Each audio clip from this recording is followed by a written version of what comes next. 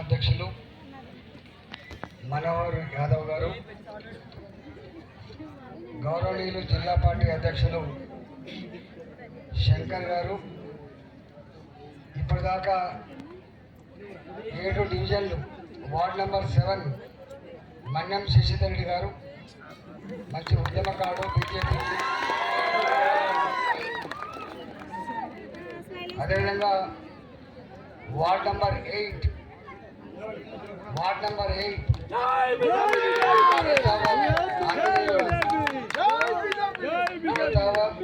ఆంజనేయులు గారు, అది పల్లెపాడు గ్రామం. అదేవిధంగా వార్డ్ నెంబర్ 9 లింగంపల్లి హరికుమార్, వేమలగా, పాత ఊరు పేరు వేమలగా. వార్డ్ నెంబర్ 10 కొమ్ము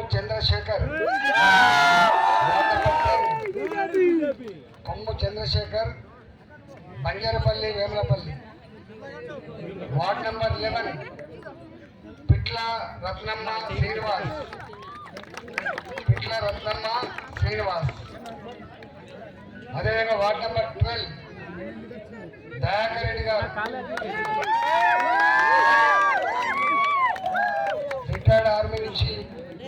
రిటైర్డ్ ఆర్మీ పర్సనల్ వారు వచ్చి పోటీ చేస్తున్నారు, సంతోషం. అదేవిధంగా ఆకుల విజయ్ గారు, ఈ నియోజకవర్గ ఎన్నికల ఇన్ఛార్జ్. నందన్ గౌడ్ గారు, భాస్కర్ గారు, యశ్వంత్ రెడ్డి గారు, ఎక్స్ జెడ్పీటీసీ సింగం సత్తయ్య గారు, శ్రీనివాస్ గారు, నలగాని శ్రీనివాస్ గారు, నత్తి మల్లేష్ గారు, లక్ష్మణ్ గౌడ్ గారు, భాగ్యలక్ష్మి గారు, శారడి గారు, కాప్ర ప్రసాద్ గారు, సీనియర్ లీడర్లు రామరెడ్డి గారు, అన్నాదమ్ములకు, పెద్దలకు, మీడియా మిత్రులందరికీ నమస్కారం. భారత్ మాతాకి. దీని పేరే ముంపు గ్రామం. ఈ కాలనీ పేరే ముంపు గ్రామాల కాలనీ.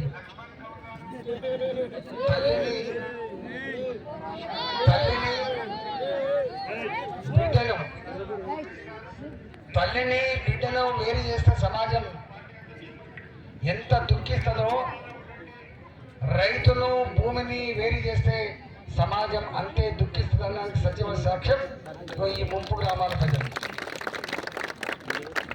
రైతుల్ని అల్లుకొని జీవిస్తారు రైతు కూలీలు, రైతుల్ని అల్లుకొని జీవిస్తారు పనిపాటగాళ్ళు. వాళ్ళు కమ్మర్లు కానీ, వడ్రంగులు కానీ, కుమ్మర్లు కానీ, రజకులు కానీ, నాయి బ్రాహ్మణులు కానీ, ఊరిని నమ్ముకొని, రైతులు నమ్ముకొని, ప్రజలు నమ్ముకొని జీవిస్తారు వాళ్ళు. కానీ ఇవాళ అలాంటి ఉన్నదో లేదో కలో కంజో తాగి ప్రశాంతంగా జీవించే ప్రజల బతుకుల్లో మట్టి కొట్టిందని ఇవాళ కాదు, ఇంకో 10 ఏళ్ళకు కూడా ఇదే గుర్తుంటుందని చెప్పి చేస్తా ఉన్నా. మేమన్నాడు ప్రతిపక్షంలో ఉన్నాడు, మేము మాట్లాడినాం. గ్రామాలలో పుట్ట మీద మమకారం ఉంటుంది, బావికి మాకు అనుబంధం ఉంటుంది, పొలానికి మాకు విడదీయరాని బంధం ఉంటుంది.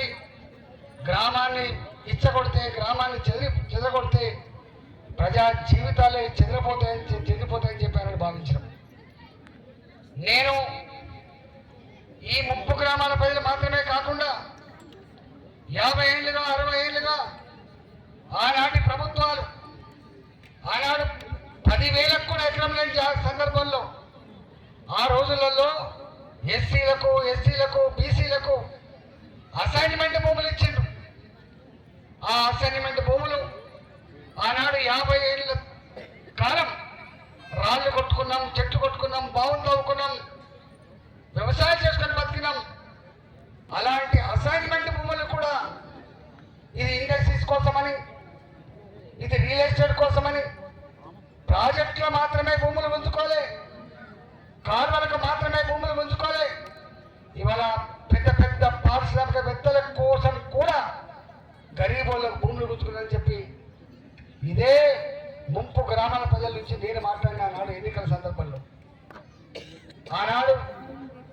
మీ ఆక్రోశం, మీ దుఃఖం, మీ ఆవేదన తప్పకుండా ఎన్నికల్లో ఆవిష్కరించబడుతుందని చెప్పి మేము భావించినాం.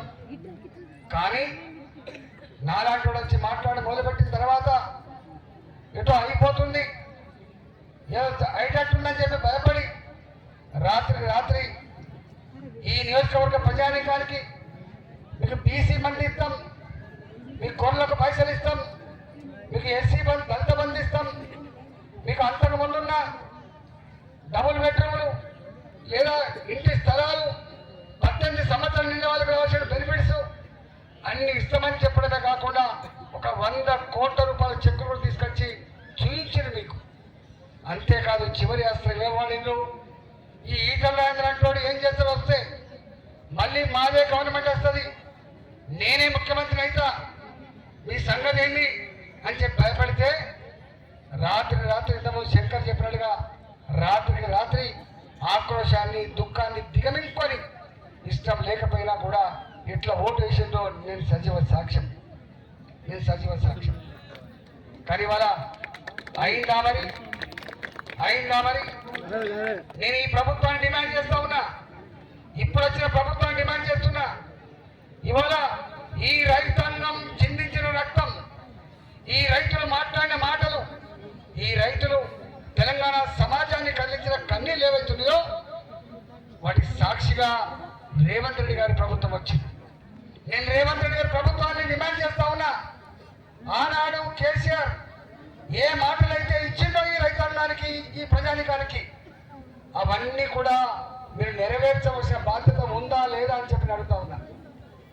ఈ ప్రజల ఉసురు ఉత్తకపోయేది కాదు, నరుని ఏడుపు మంచిది కాదు సుమా. ఇవాళ ఇలాంటి నరుల ఏడుపు దుఃఖములో ఆ ప్రభుత్వం కొట్టకపోయింది కాబట్టి మీరైనా ఆనాడు మాట్లాడిన వీళ్ళకి అండగా ఈ సమస్యలు ఏవైతున్నాయో ఆ సమస్యలు ఇంకా వాళ్ళు తిరగకుండా బాధపడకుండా వెంటనే పరిష్కారం కావాలని చెప్పి నేను డిమాండ్ చేస్తా ఉన్నా. అంతేకాదు నేనే స్వయంగా మరోసారి ఇక్కడ ఆనాడు నేను ఎమ్మెల్యేగా పోటీ చేయడానికి వచ్చిన, కొత్తగానే వచ్చిన 10 రోజులు వారం రోజులు తిరిగినప్పటికి కూడా నాకేం తక్కువ ఓట్లేదు, 70,000 ఓట్లు వేసింది.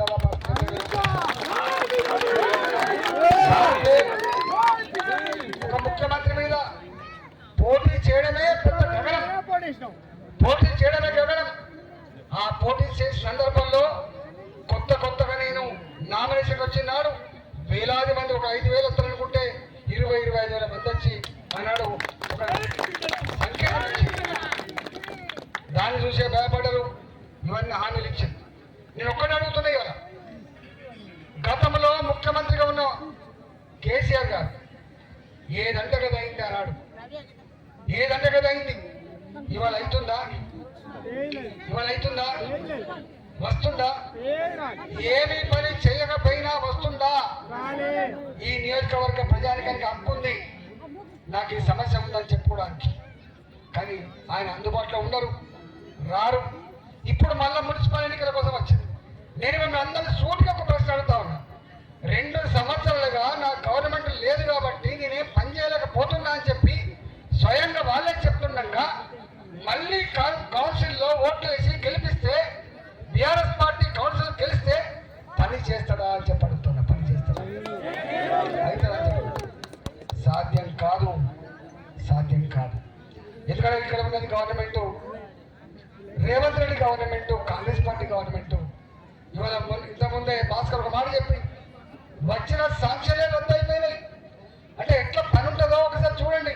రింగు రోడ్లో 1 ఎకరం జాగ కోసం కేసేస్తే 1/2 కిలోమీటర్ రోడ్డు వేయక మొత్తం రింగ్ రోడ్ ఇప్పటికీ వాడుకునే పరిస్థితి లేదంటే మీరు అర్థం చేసుకోండి.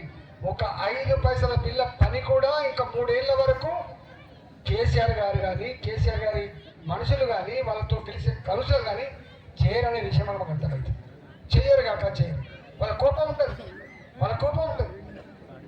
కానీ ఇంకొక మాట అడుగుతున్నా కాంగ్రెస్ పార్టీ నాయకులు, నేను విమర్శ చేయడం కోసం మాట్లాడుతున్నాను. నేను మాట్లాడుతున్నది మీరు మాట్లాడిన మాటలు, ముఖ్యమంత్రి గారు మాట్లాడిన మాటలు ఈ ముంపు గ్రామాల ఆడబిడ్డలకు, ముంపు గ్రామాల తమ్ముళ్లకు, అన్నలకు చెవులేసిపోతున్నా. మీరు ఆలోచన చేసుకోండి. ఏమన్నారు? అనేక హామీలు ఇచ్చిండు. హామీల గురించి ఇప్పుడు మాట్లాడింది. ఓ తెలంగాణ ఆడబిడ్డలారా, ప్రతి ఆడబిడ్డకు మీకు నెలకు 2500 రూపాయలు ఇస్తా అని చెప్పిండు. దాని గురించి మాట్లాడుతున్నాను నేను. 2000 పెన్షన్ 4000 అని చెప్పిండు. దాని గురించి మాట్లాడుతున్నాను నేను. ఇవాళ ప్రతి ఆడపిల్లకి స్కూటీ కొనిస్తా అని చెప్పిండు. ప్రతి నిరుద్యోగ బిడ్డకు 4000 రూపాయలు ఇస్తా అని చెప్పిండు. కళ్యాణ లక్ష్మికి తోడుగా తులం బంగారం ఇస్తా అని చెప్పిండు. ఇవన్నీ మీ మధ్యలో ఉన్నాయి. 6 గ్యారంటీలు, 66 రకాల పనులు, 400 రకాల హామీలు ఇచ్చింది. నేను అవి గుర్తు చేస్తాను. కానీ కానీ కానీ రేపు కాంగ్రెస్ పార్టీ కౌన్సిల్ గెలుస్తారు. ఇక్కడ వాళ్ళు ఏం చేస్తారు? వాళ్ళే చెప్తున్నారు, నేను రిజర్వ్ బ్యాంక్ ఆఫ్ ఇండియాకి పోయినా, నేను అప్పు కోసం పోతే అక్కడ ఉన్న వాళ్ళు చెప్పు రాసుకుంటున్నారని చెప్పిండు. ఎందుకు అంటే తెలంగాణ ప్రభుత్వం ఆఫీసర్లు రిజర్వ్ బ్యాంకు పోతే దొంగల లెక్క చూస్తున్నారని చెప్పిండు ముఖ్యమంత్రి గారు. నాకు బాధ అనిపించింది. ఈ రాష్ట్రం అంత గరీబ్ రాష్ట్రమా? ఈ రాష్ట్రం దేశం మొత్తంలో చాలా వేగంగా అభివృద్ధి చెందిన రాష్ట్రం తెలంగాణ రాష్ట్రం అమ్మా. తెలంగాణ రాష్ట్రం దేశం మొత్తంలో ఇప్పటికి కూడా హైదరాబాద్ కొంత ప్రాంతానికి పోతే న్యూయార్క్ లో కనబడుతుంది హైదరాబాద్, లండన్ లో కనబడుతుంది హైదరాబాద్. ఇవాళ సంపద కొలలేని రాష్ట్రం హైదరాబాద్. అలాంటి రాష్ట్రాన్ని పట్టుకొని ఈ ముఖ్యమంత్రి మేము రిజర్వ్ బ్యాంక్ ఆఫ్ ఇండియా మెట్లెక్కితే చెప్పులు దాచుకుంటుందని చెప్పి అవమానపరిచింది ఈ ముఖ్యమంత్రి గారు. అవునా కాదా? గతంలో వాళ్ళు మాట్లాడే రెండో మాట మాట్లాడు. ఎందుకు ఇస్తలేవు రైతు బంధువులు సకాలంలో? ఎందుకు ఇస్తలేవు జీతభత్యాలు సకాలంలో? ఎందుకు ఇస్తలేవు రిటైర్డ్ ఉద్యోగులకు మీరు బెనిఫిట్స్? ఎందుకు చేస్తలేవు ఈ పనులు? ఎందుకు చేస్తలేదు? మీరు చిన్న చిన్న కాంట్రాక్టర్లకు బిల్లు ఇస్తున్నారని చెప్పంటే వారు అంటున్న మాట ఏంటో తెలుసా? వారు అన్న మాట ఏంటో తెలుసా? కేసీఆర్ మాకు లంకె బిందెలు ఇస్తాడని చెప్పి మేము అనుకున్నాం, ఉత్త చిప్ప చేతికి ఇచ్చిండని చెప్పిండు రేవంత్ రెడ్డి గారు. అంతేకాదు ఇంకో మాట కూడా చెప్పిండు, నన్ను కోసిన రూపాయి లేదు, నన్ను కోసిన రూపాయి లేదని చెప్పిన నాయకుడు ఈ రాష్ట్ర ముఖ్యమంత్రి రేవంత్ రెడ్డి గారు. నీకు తెలుసో తెలియదో చాలా మందికి మన గ్రామ పంచాయతీ ఎన్నికలు జరిగినాయి.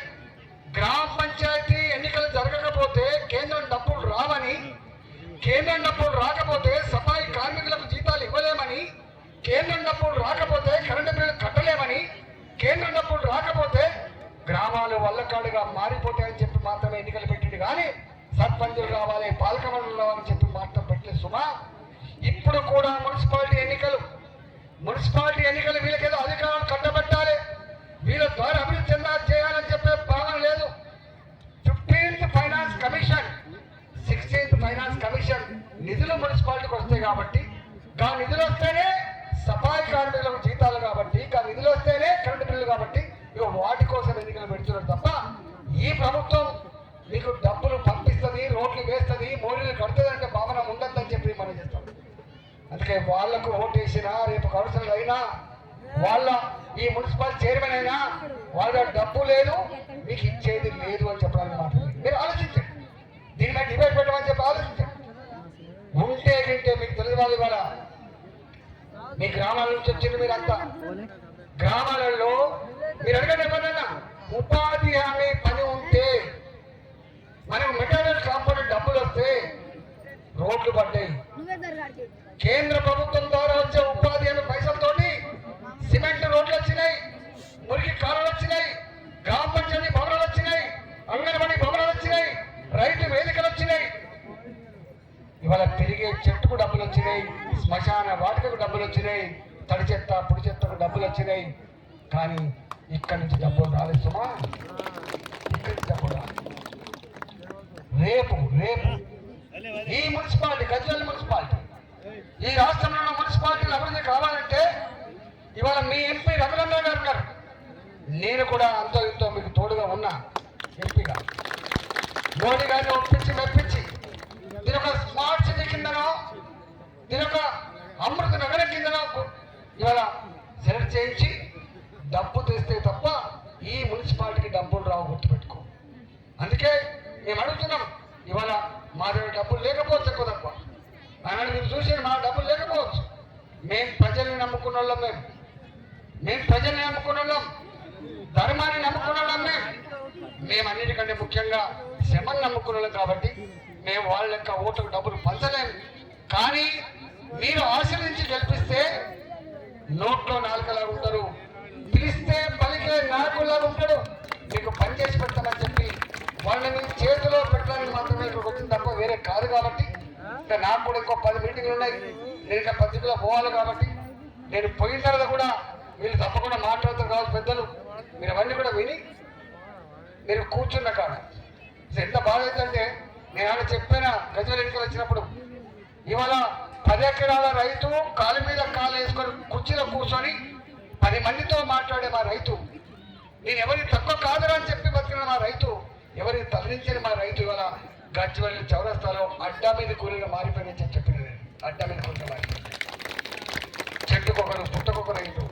ఇలా కొద్దిమంది బాగుపడితే బాగుపడవచ్చు, కానీ 70-80% మంది ఎట్లా తరలిపోతుందో చూసిన 10 గంట కాబట్టి